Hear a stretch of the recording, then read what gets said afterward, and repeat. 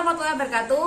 Hai guys, welcome back to my YouTube channel. Oke, kali ini aku ingin membahas hal yang sangat penting banget untuk dunia marketing, terutama di dunia network marketing atau multi level marketing yang saat ini sedang kita geluti.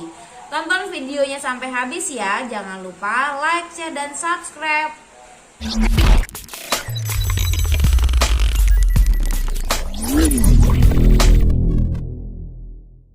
Oke guys, kali ini saya ingin membahas mengenai prospek atau prospecting. Apa sih prospek itu? Banyak kan ketika kita mau keluar, mau kemana? Mau prospek. Kita mau keluar, mau kemanapun itu, misalnya ditanyain oleh orang-orang terdekat, aku mau prospek dan lain sebagainya.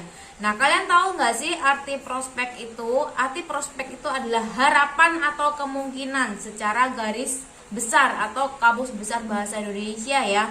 Artinya adalah harapan dan kemungkinan. Nah, diharapkan pada saat kalian keluar itu mempunyai harapan-harapan yang kalian inginkan dan mempunyai kemungkinan-kemungkinan agar barang kalian laku atau agar dapat prospek calon member yang baik dan lain sebagainya. Nah, di MSI itu prospek dibagi menjadi dua ya. Perlu kalian ketahui, prospek itu dibagi menjadi dua. Yang pertama prospek tentang barang ya, barang laku itu juga termasuk prospek, atau penjualan barang itu juga termasuk prospek. Yang pertama, kemudian yang kedua prospek di bisnisnya. Nah, ini seringkali kalian tidak memahami. Kadang orang mencintai produk kita itu belum tentu mau mengikuti bisnis kita. Nah, ada yang sebaliknya, orang yang ingin berbisnis, ingin mencari penghasilan, tapi dia nggak peduli produknya model apa aja, yang penting aku ikut bisnisnya aja. Nah, ini perlu kalian pahami dan perlu kalian ketahui bahwa di dunia prospecting itu ada dua jalur. Yang pertama jalur prospek di bisnisnya, kemudian yang kedua adalah prospek di barangnya. Oke, kita bahas satu persatu ya. Yang pertama itu prospek di barangnya. Jadi kalau prospek di barang, target kalian adalah orang-orang yang membutuhkan barang tersebut. Misalnya kita sebut satu green coffee, kopi hijau. Nah, targetnya adalah orang-orang yang ingin melangsingkan berat badan gitu loh. Bukan target orang-orang sembarang orang kalian prospek untuk kopi green, untuk green coffee ya. Jadi ada target-target market yang berbeda. Kalau misalnya face mist atau sabun bambu, targetnya adalah orang-orang yang bermasalah dengan muka, orang-orang yang bermasalah dengan kecantikan. Ya, jangan sampai salah spek, jangan sampai salah prospek. Karena orang yang bermasalah dengan kecantikan belum tentu dia mau membeli obat pelangsing atau jamu pelangsing atau green coffee punya kita. Ya, orang yang bermasalah dengan berat badan belum tentu juga dia mau pakai produk skincare kita, MSI. Bisa jadi dia pakai produk skincare orang lain gitu. Jadi di sini dalam hal prospecting yang pertama yaitu prospek mengenai barang, kalian harus tahu target marketnya yang mana, orang-orangnya yang mana. Jadi tujuan akhirnya adalah barang kalian keluar. Dalam artian barang kalian itu laku terjual oleh customer. Itu target market untuk yang pertama, prospek di hal penjualan barang. Jadi targetnya adalah barang terjual ke customer yang tepat.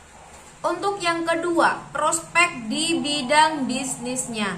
Nah, di sini target kalian itu bukan target mengenai barang lagi ya. Ada kalanya orang mencintai barang kita atau ingin mencoba barang kita. Itu ada kalanya kalian daftarin member aja. Ayo Mbak daftarin, ayo aku daftarin member, enaknya gini. Padahal dia tidak ingin berbisnis ya. Jadi itulah yang menyebabkan jaringan kalian akan terhambat atau mati. Banyak kan di antara kalian yang mempunyai mitra dan mitra itu tidak aktif. Karena apa? Karena dia dipaksa untuk join member, dipaksa untuk join tapi dia nggak mau join. Dipaksa didaftarkan di bisnis kita, karena mereka membeli produk kita, tapi sejatinya dia nggak mau join dan dia hanya ingin mencoba produk kita. Nah, itu hati-hati buat kalian semua ya. Jadi prospek di bidang bisnis ini kalian harus mencari orang-orang yang tepat, yang orang-orang yang ingin bergabung di MSI lewat jalur bisnis. Ya, biasanya orang-orang di sini adalah orang-orang yang bermasalah di bidang keuangan. Ya, kalian harus mencari orang-orang yang bermasalah di bidang keuangan. Apalagi dalam pandemi seperti ini ya, kita penting banget untuk prospek sana sini di bidang bisnis, karena bisnis MSI adalah bisnis yang menjanjikan gitu. Dan bisnis MSI sudah real, banyak yang merasakan hasilnya dan bonusnya langsung masuk kepada rekening. Nah, di prospek keduanya ini ada tahapan-tahapan atau ilmu-ilmu yang harus kalian ketahui dan harus kalian kuasai. Yang pertama adalah mencari calon customer atau calon mitra yang tepat. Ini penting buat kalian. Karena jangan syukur-syukur untuk nembak sana, jangan syukur-syukur untuk nembak sini, karena kalian akan terkesan suka mengajak MLM dan lain sebagainya. Kita tahu citra MLM di masyarakat itu masih banyak yang menganggap negatif, tapi tugas kita adalah mengkomunikasikan kepada mereka, mengkomunikasikan bahwa MLM terutama MSI itu tidak sesuai yang mereka negatif ya, tidak sesuai dengan persepsi mereka yang negatif. Yang pertama adalah mencari calon mitra yang tepat atau calon customer yang tepat.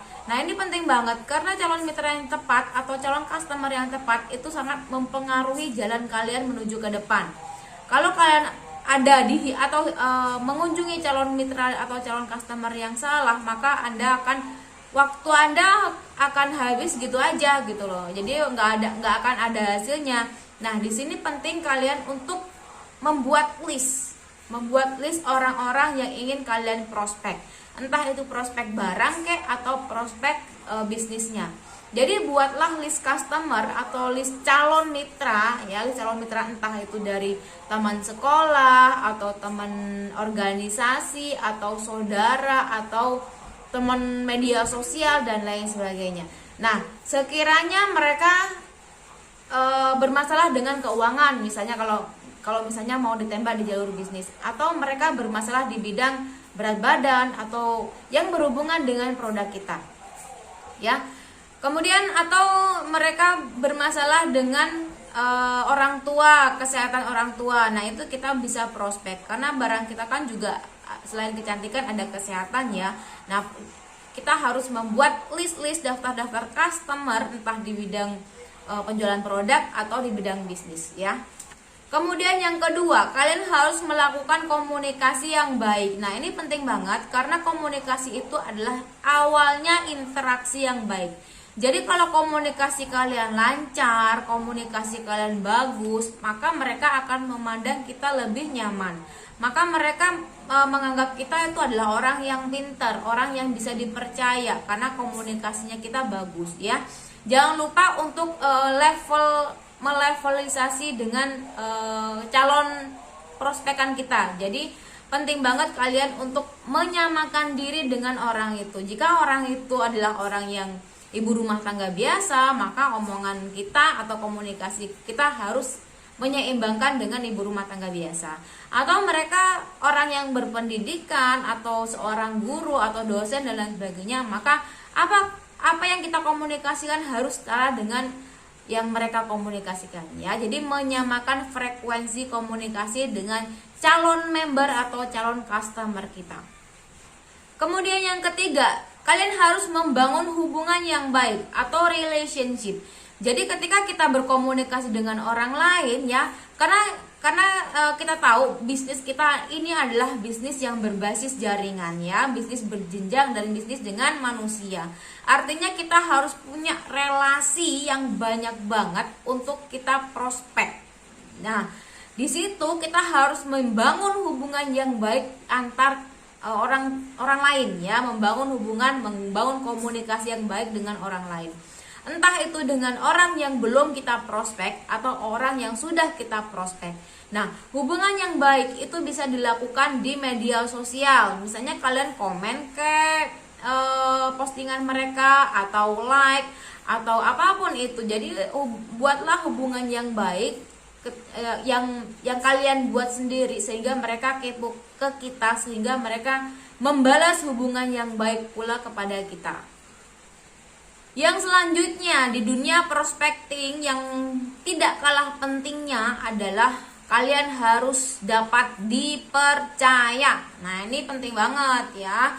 Kalau orang udah nyaman ke kita, kalau orang udah percaya ke kita, orang itu tidak akan memandang yang lain ya. Orang meskipun kita saingannya banyak, member-member MSI di kota saya banyak Bu, member MSI di daerah saya ada sekian, bahkan adik saya sendiri member MSI ya.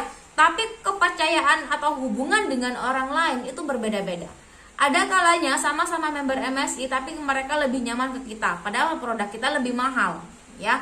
Karena mereka udah lebih nyaman ke kita, karena mereka udah percaya kepada kita, maka apapun yang kita tawarkan, apapun yang kita omongkan, mereka akan pasti mengikuti.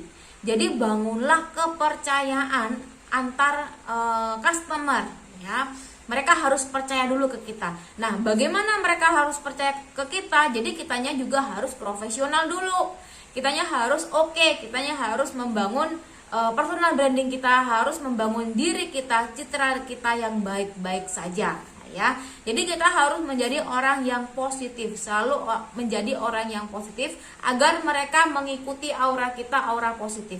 Ketika kita menjadi orang yang positif, maka apapun yang kita tawarkan, apapun yang kita berikan, mereka akan pasti menanggapinya dengan lebih baik.